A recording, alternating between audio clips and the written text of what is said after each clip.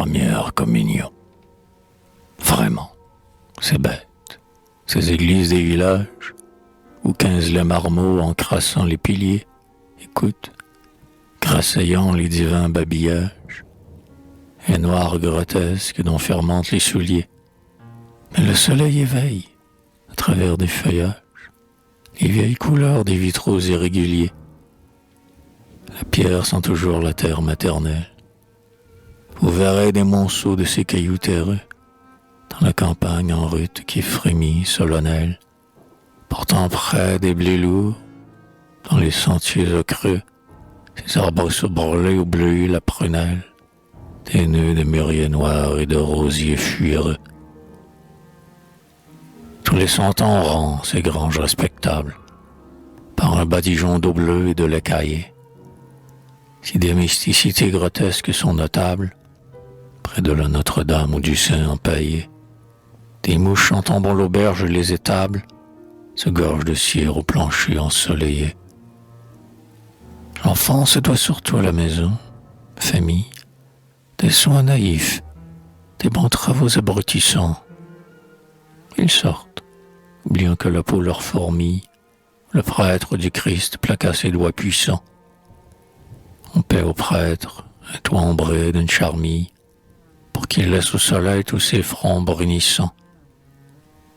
Le premier habit noir, le plus beau jour de tarte, sous le Napoléon le petit tambour, quelque enluminure où les Joseph et les Marthe tirent la langue avec un excessif amour, et que joindront, au jour de science, 2 cartes. C'est le seul doux souvenir lui reste du grand jour. Les filles vont toujours à l'église, contentes de s'entendre appeler garces par les garçons, qui font du genre après messe ou vêpres chantantes. Eux qui sont destinés au chic des garnisons, ils narguent au café les maisons importantes, blousés neufs et gueulant d'effroyables chansons. Cependant le curé choisit pour les enfances des dessins, en son clos, les vêpres dites, quand l'heure s'emplit du lointain nasillement des danses. Il se sent, en dépit des célestes défenses, les doigts de pied ravis et le mollet marquant.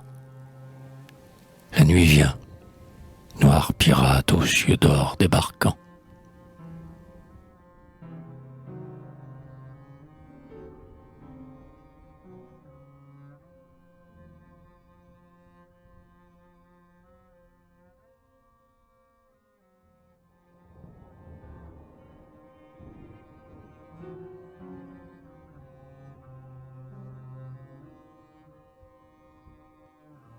Le prêtre distingué parmi les catéchistes, congrégé des faubourgs ou des riches quartiers, cette petite fille inconnue, aux yeux tristes, front jaune, les parents semblent de doux portiers. Au grand jour le marquant parmi les catéchistes, Dieu fera sur ce front neiger ses bénitiers.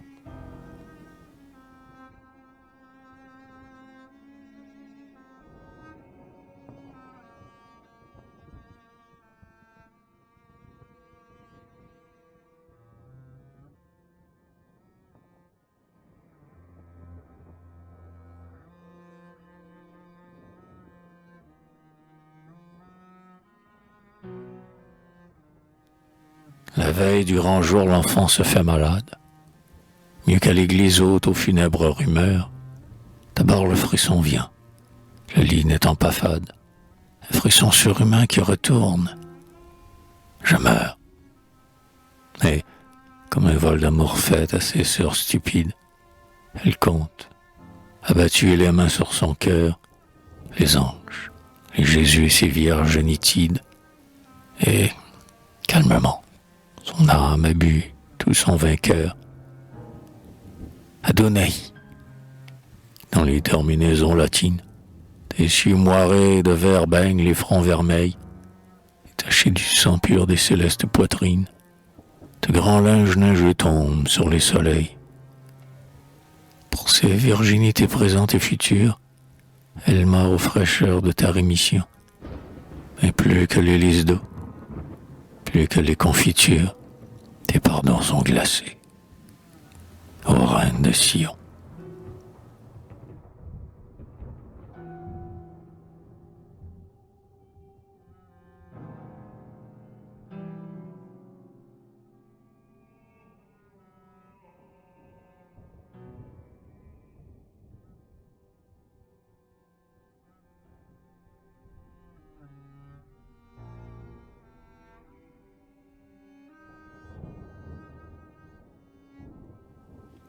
Puis la Vierge n'est plus que la Vierge du livre.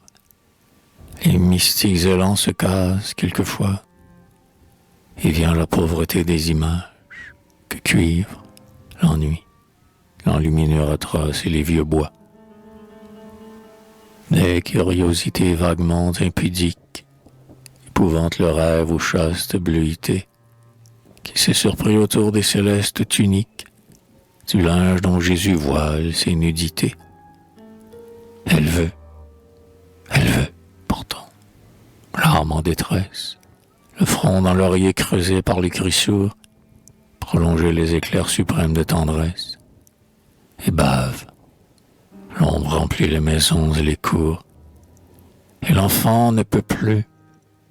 Elle s'agite, cambre, les reins d'une main ouvrent le rideau bleu, pour amener un peu la fraîcheur de la chambre, sous le drap, vers son ventre et sa poitrine en feu.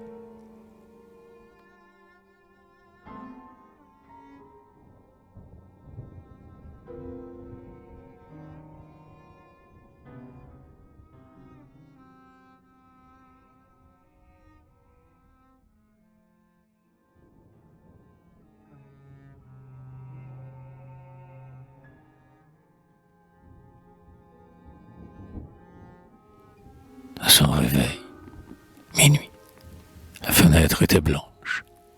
Devant le sommeil bleu des rideaux illuminés, la vision l'a pris des candeurs du dimanche. Elle avait rêvé rouge. Elle saigna du nez. Et se sentant bien chaste et pleine de faiblesse, savourant en Dieu son amour revenant, elle eut soif de la nuit où s'exalte et s'abaisse le cœur sous l'œil des cieux doux, en les devinant. De la nuit, Vierge mère impalpable, qui baigne tous les jeunes émois de ces silences gris. Elle eut soif de la nuit forte où le cœur qui saigne écoute sans témoin sa révolte sans cri. Et faisant la victime et la petite épouse, son étoile la vit, une chandelle au doigt, descendre dans le cour où séchait une blouse, spectre blanc, et lever les spectres noirs des toits.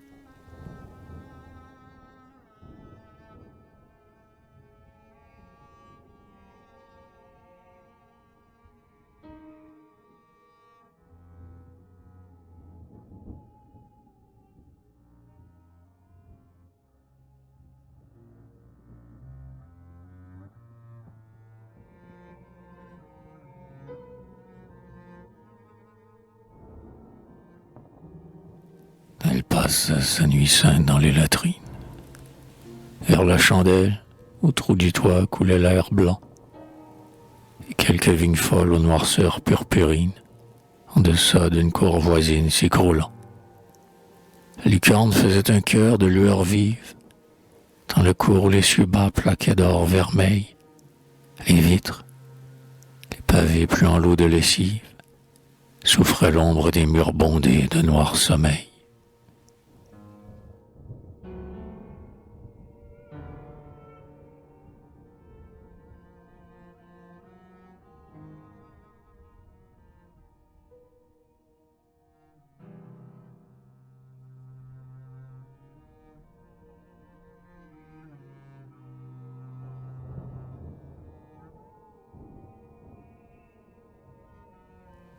Qui dira ses longueurs et ses pitiés immondes, et ce qui lui viendra de la haine, ô sale fou, dont le travail divin déforme encore les mondes, quand la lèpre à la faim mangera ce corps doux.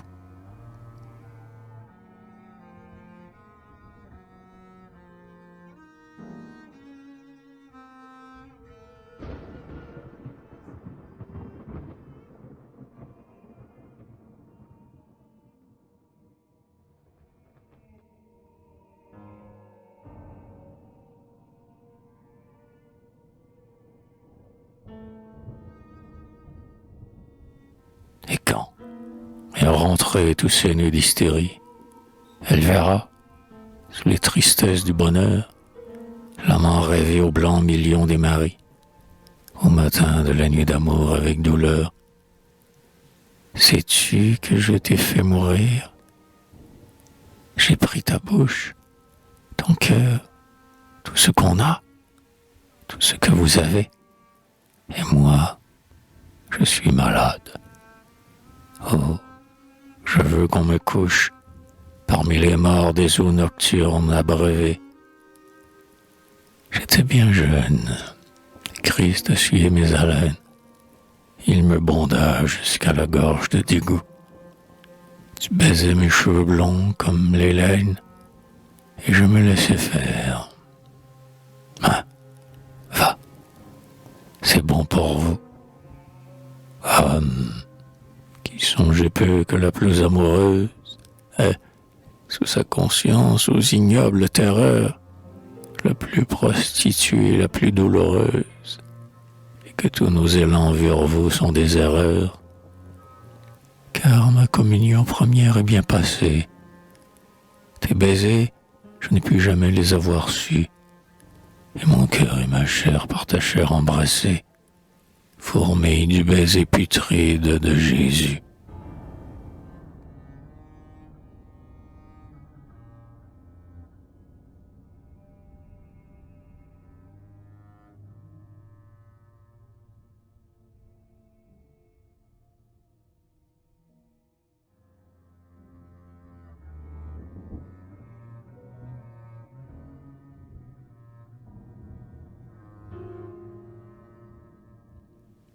Alors l'âme pourrie et l'âme désolée sentiront ruisseler tes malédictions.